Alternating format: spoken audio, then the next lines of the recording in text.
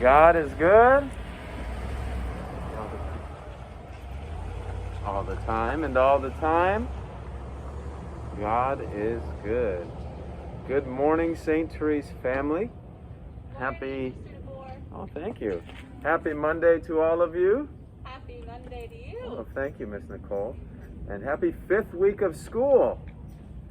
It is hard to believe that we've already completed our first month, more or less, and we will be transitioning from September to October here in the coming days.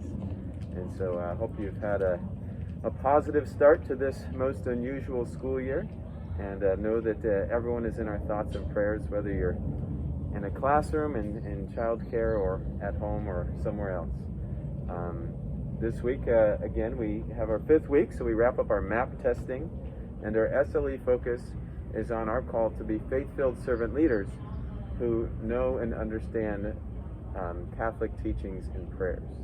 And so part of that is we have Mass on Thursday for the Feast of St. Therese, but there are many prayers we say and many things we do, including learning about and striving to imitate the lives of the saints. So if you have a chance to identify who the saint for today is, it's a complex one. Today is the feast of St. Wenceslaus, St. Wenceslaus.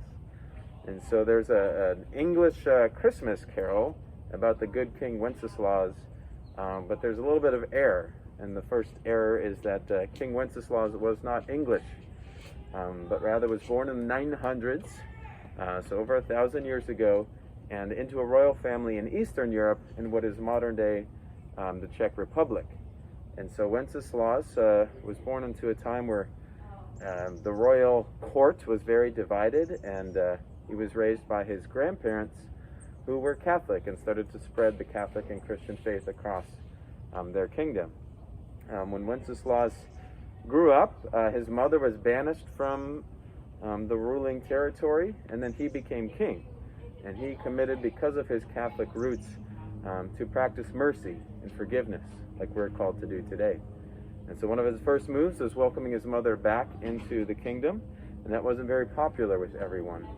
And throughout his rule, he was a king who forgave others, including his own brother, who, at the end of his life, was the one responsible for his death. And so again, his brother was jealous when King Wenceslaus had a son. His brother knew that he would not get a turn to be king, as it would pass on to the next generation. And so he invited his brother Wenceslaus over for a meal, and Wenceslaus was warned he may not leave that event. And sure enough, the next morning, after a nice meal and breaking bread together, Wenceslaus's brother and a group of his soldiers took the life of King Wenceslaus. His last words were, God, forgive my brother, similar to Jesus, forgive them, Father, they know not what they do. And so his example of forgiveness is good for us today, as we may harbor some resentment or may harbor some anger toward others. And I think we should learn from the example of Wenceslaus and extend that forgiveness and mercy, so that not only others can be whole, but we too can become whole, who God created us to be, as we practice and learn the teachings and prayers of the Catholic faith. Amen? Amen. Well, speaking of prayers, we'll begin our day and week together in prayer. En el nombre del Padre, del Hijo, and del Espíritu Santo. Amen. Good morning, dear Jesus. This day is for you. We ask you to bless all we think, say, and do. We love you, God. Amen. Our Father, who art in heaven, hallowed be thy name. Thy kingdom come, thy will be done, on earth as it is in heaven. Give us this day our daily bread, and forgive us our trespasses, as we forgive those who trespass against us. And lead us not into temptation, but deliver us from evil. Amen. Hail Mary, full of grace, the Lord is with thee. Blessed art thou among women, and blessed is the fruit of thy womb, Jesus. Holy Mary, Mother of God, pray for us sinners, now and at the hour of our death. Amen. I am only one, but I am one. I cannot do everything, but I can do something. What I can do, I ought to do. And what I ought to do, I will do. by the grace of God. Amen. En el nombre del Padre, del Hijo, del Espíritu Santo. Amen. It's now time for our Pledge of Allegiance this morning.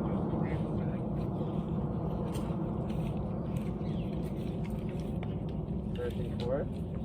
Good morning, Joey. Good morning, Mr. Jackson. So you want to hold that? Want to hold the flag, Joey? Stand by Mr. D. All right, right here on the side of this bench. Hold it high. Okay. Switch hands, Joey. So together with our flags held high and our right hands over our hearts, we say, I pledge allegiance to the flag of the United States of America and to the republic for which it stands, one nation, under God, indivisible, with liberty and justice for all. Let's give our flag bearers a round of applause this morning. Great job, Joey and Maria. And I'm recording with my phone, so we don't have the audio this morning. So forgive me in advance. And we will sing Lift Every Voice and Sing to get our day and week started together. Are you going to pull it up, Mrs. Day? I don't know. No? I don't know how fast I'll be. Hold Maybe? on.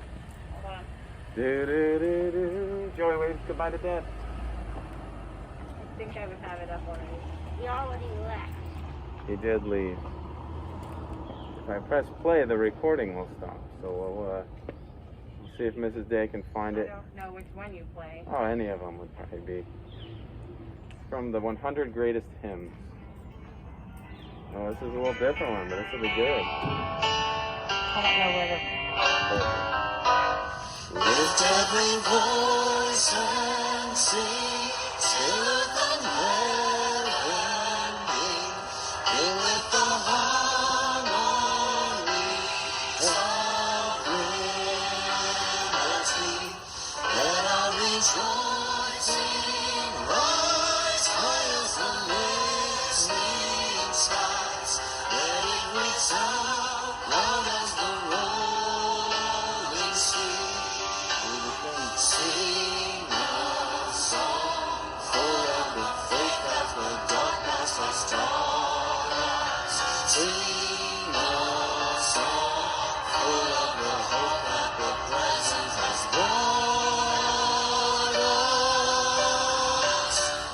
Facing the rising sun of a new day begun. Let us march on till victory is won. Let us march on till victory is won. Have a blessed Monday, and remember, we can do all things. Through Christ who strengthens us. Amen. Have a blessed Monday, St. Therese family.